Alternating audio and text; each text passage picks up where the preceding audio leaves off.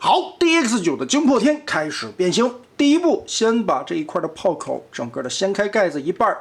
，90度挑起来，在下方这里有2个插头，把它卸下来，顺着里边拉长，这儿有2个锁扣，然后把它旋转180度拧到这一侧来，再把这锁扣推回去。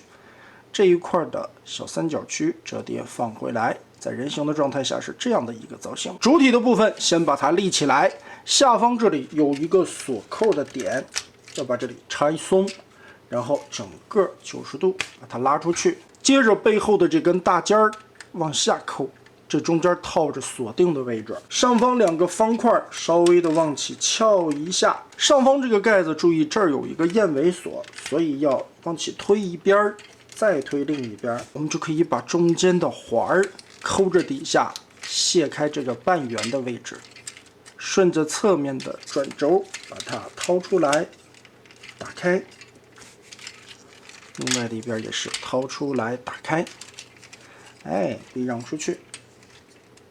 这个尖往起提一提，主要是挪开这一块的方向之后，下方这里锁着的一个盖板根部是有扣子的，我们得把它让出来。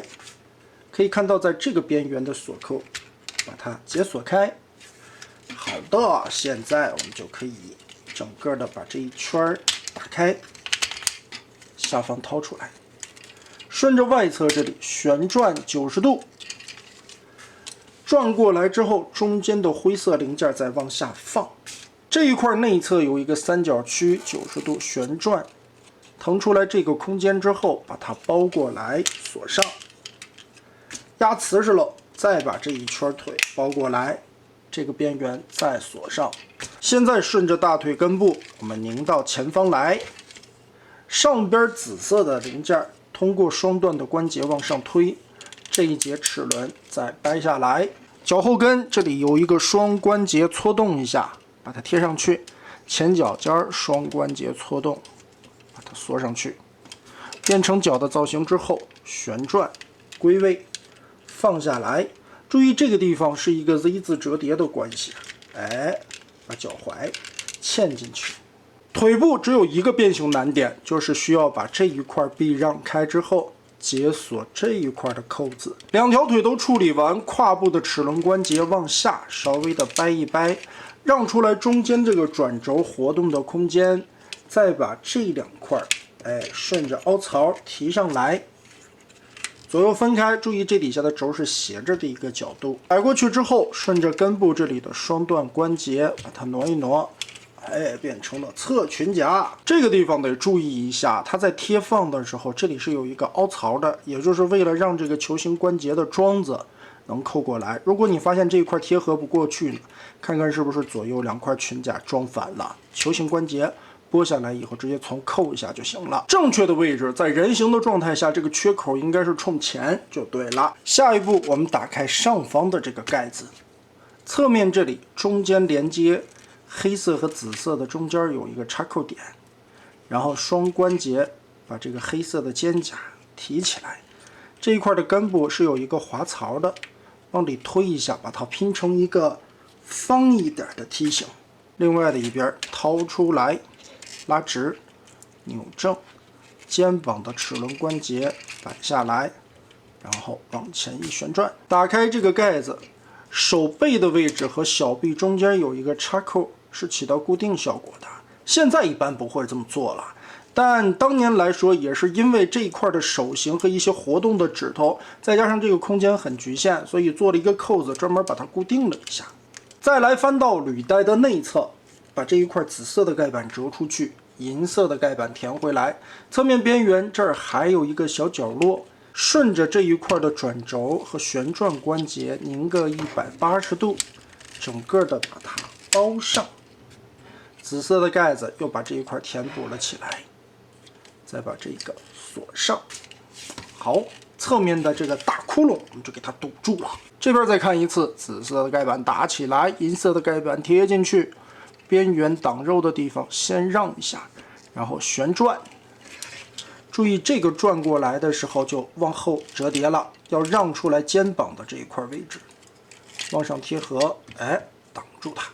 翻到上面来，顺着里边顶，把疯子的这个脑袋给它搞出来。空间是刚刚够的，但是需要注意，你必须得面冲上，这个样子才能刚刚好的折过去。如果说脑袋旋转了180度啊，这个刺儿就绊在这里，你就下不去了。好，折上来以后，再把这个盖子回归。下一步也是我当时对这款老设计最情有独钟的一个点啊！看看这个家伙，哇，好壮观！把这块肚子掏开，我们顺着这里往里折，再卷，中间的窟窿来一个贯穿胸膛，整个把它钻进去，往下压，再压到最底下。看放平的时候，中间4个小方块对齐。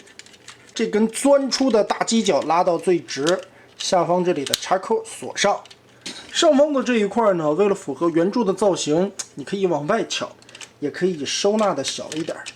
把这块往里贴一贴，看自己的喜好来吧。两侧的履带通过转轴稍微往中间聚拢一下，然后腰部旋转180度，哇，又是一个壮观的，正反都很壮观嘛。我们把它90度折下来，再90度锁下去，形成它的前裙甲。哈哈，最后一步转过来之后，这里有一个凸点的锁扣和腰部这里结合，挂上变形完成的臂炮。会带2根臂炮，透明的版本还原记忆玩具的造型，动画色涂了金色的漆面。不过这个透明的零件里边仔细看还有种闪光的颗粒，也挺好看的。另外标志性的领导模块项链也会带金属的链条，中间这里可以拉开，给它挂在脖子上。好，欢迎来到少主力的魔玩频道。去年 FT 重置了 2.0 版本的惊破天，叉社也做了一个左右不对称式的变形设计，而如今老 DX9 又把它的惊破天拿出来再版了一遍。我查了一下，这个模具在出版发售的时候，我说一个数，2015年的年底。这么说，这个东西已经距今10年多，甚至将近11年。哇哈哈！回想10年前，这款惊破天的推出，让迷友间掀起来不小的波澜啊。毕竟在10年前 ，DX9 就代表着第三方最具创意的设计，而这次的惊破天也是一个非常有代表性的角色。原先在出版的时候，这一圈是一个电镀的零件，这回再版换成了金属银漆。整个的炮口是金漆涂出来亮闪闪的质感，中段位置大块的合金环。其实这一款最好看的还是尾部这一块的处理，2个膝盖的真实零件变出来的这个炮尾的喷口造型，上方这里的面板，包括整个隆起来的这个多边形的形状，下方的脚架支撑 ，DX9 的这个支架的部分做的就很好看了，而且下方这里是橡胶的履带，可以滚动。后边的炮架子上面也有一个轮子，所以它是可以推炮的，当然也不怎么灵活就是了。包裹的完整性360度转一下，其实还行啊，并没有暴露出人形太多的零件。可以说这款模具的设计在10年前简直惊为天人，非常简便的几个步骤之下，巧妙的一些转换和你意想不到的藏零件位置，就可以把人形和炮型都做得相当不错。但是你要说它的人形和炮型做得多好，还原度有多高吗？其实就按10年前的眼光来说，它也并没有做到特别的还原。但 DX9 在那个年代就是给我们一种很新鲜的感觉啊！原来惊破天它还可以这么变，这么设计。也是在第三方早年间刚刚起步，大家的设计都是千篇一律的环境下，每一次都能带给玩家不少惊喜的一家设计厂商。时隔这么多年，再次玩到这款惊破天的时候，依然会被它的一些变形结构所折服。确实，这个设计理念太超前了。放在如今的设计环境下，这一款依旧是一个非常好玩的存在。我觉得没有体验过这款模具的朋友们，其实现在非常合适入手体验一下。毕竟现在再版了，做工用料也比以前有所提升，会像现在 DX9 那种偏韧一点的材质。而且原先大家比较诟病脖子这一块亮亮的银项链，原先是一个镜面电镀，现在也换成了这种金属的银漆，看起来的颜色统一感会更好。最关键的，如今的再版据说只要400块左右即可拿下。这么大级别，一个配 MP 身高的惊破天变形非常的好玩，穿越了10年之后依旧精彩，性价比还非常不错。那么大家觉得这一次 DX9 再版的惊破天做的如何呢？欢迎在评论和弹幕留下你的观点。这一期咱们就玩到这儿吧。